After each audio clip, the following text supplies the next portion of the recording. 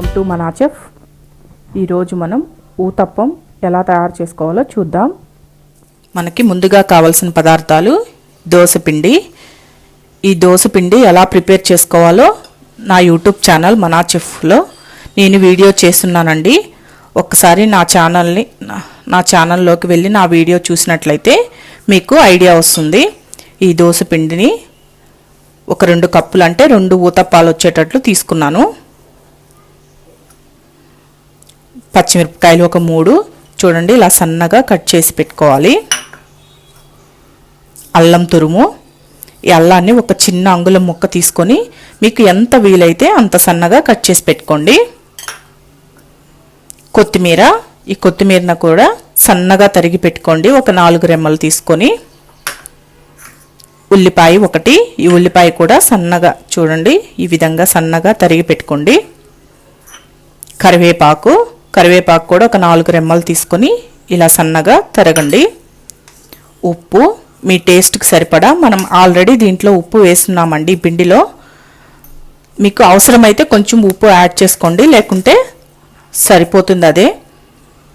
Oil మనకి uttapam prepare చేసుకోవడానికి కావాల్సినంత. ఇప్పుడు తయారీ విధానాన్ని చూద్దాం.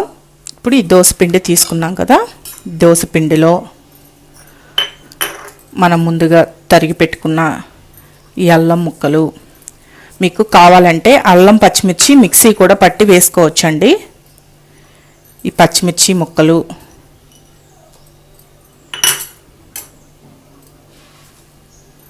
కొత్తిమీర తరుగు, కరివేపాకు, చూడండి ఒక ఉల్లిపాయ ఇలా సన్నగా తరిగి వేసుకోవాలి. ఈ ఉల్లిపాయ మొత్తం వేసి బాగా కలపండి.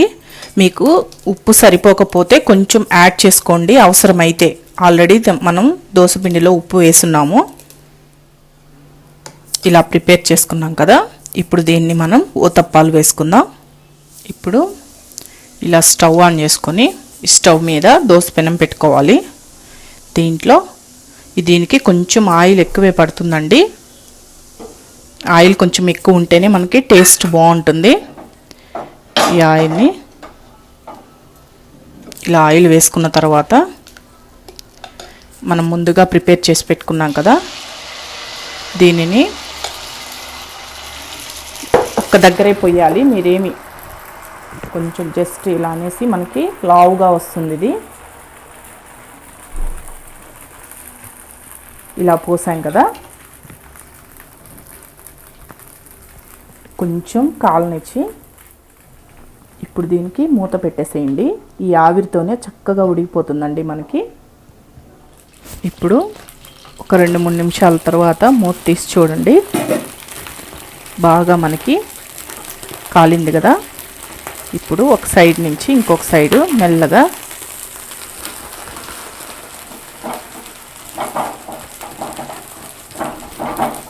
తీసుకొని సిమ్లోనే పెట్టి, అంటే మీడియం ఫ్లేమ్లో పెట్టి కాల్చుకోండి. బాగా రెడ్ కలర్లో బాగా క్రిస్పీగా, మనకి టేస్ట్ కూడా చాలా బాగుంటుందండి.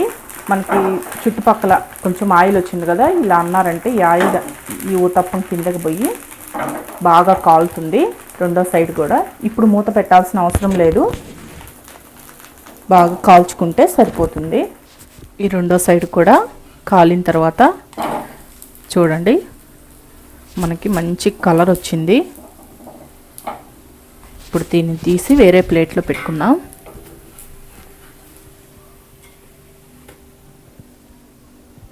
అదేవిధంగా ఇంకొకటి చూపిస్తాను. మనం ఇక్కడ ముందుగా తీసుకున్నాం కదండి దోసపిండి, దీంట్లో కొంచెం పసుపు యాడ్ చేసుకోవాలంటే టేస్ట్ డిఫరెంట్గా ఉంటుందండి. పసుపు వేసుకోవడం వల్ల చాలా బాగుంటుంది టేస్ట్. ఇక్కడ ఉంది కదా ఈ పసుపు, జస్ట్ కొంచెం ఒక 1/2 టీ స్పూన్ తీసుకొని మనం ప్రిపేర్ చేసుకున్న దాంట్లో వేసుకొని బాగా కలుపుకోవాలి. ఈ పసుపు వేసుకోవడం వల్ల ఫ్లేవర్ వేరే వస్తుంది, టేస్ట్ కూడా చాలా బాగుంటుంది. మీకు ఏది ఇష్టమైతే అలా వేసుకోండి. ఈ పసుపు వేసుకొని, కాకుంటే ఇది కొంచెం ఎల్లోగా వస్తుంది. బాగా కలిపి ఇప్పుడు ఇంకో టైప్ వేసుకుందాం. దీని మీద కొంచెం ఆయిల్ వేసుకొని